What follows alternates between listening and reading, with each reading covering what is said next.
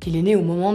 du crack action qui a été concomitant de la crise Covid. Et comme à chaque fois qu'il y a un crack action, toute la presse spécialisée du monde de l'assurance a relayé le fait que, avec la stratégie finalement de distribution des assureurs qui avait positionné majoritairement les clients sur les UC, on leur avait fait prendre des risques et donc se poser sempiternellement la même question du réarbitrage vers le fonds euro. Et donc en lisant tout ça, on s'est dit qu'en fait on ne se posait pas la bonne question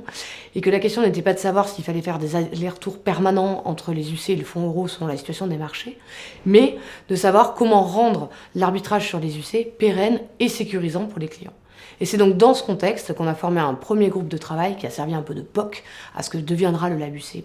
par la suite, avec Alliance Global Investors et Cantalis, et qu'on a publié le premier livrable de ce collectif.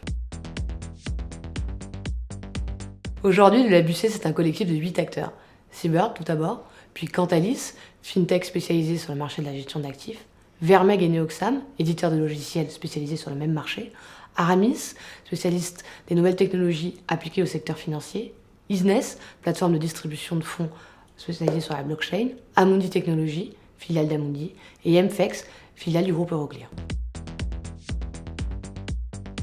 Cette année, nous avons sorti un livre blanc sur les enjeux de la désintermédiation du marché de l'épargne via la blockchain et fait une conférence digitale associée. Nous avons sorti un livre blanc sur les enjeux de la finance durable sur le marché retail de l'épargne, et là encore un webinar associé. Nous venons de sortir un webinar sur les sous-jacents innovants en épargne, et nous écrirons un livre blanc sur cette même thématique. Nous écrirons également un livre blanc sur la déclinaison de la réglementation SFDR et taxonomie et la mise en place des nouvelles RTS. Et enfin, nous clôturerons l'année sur un webinar sur la thématique de la plateformisation servicielle sur le marché de la gestion d'actifs.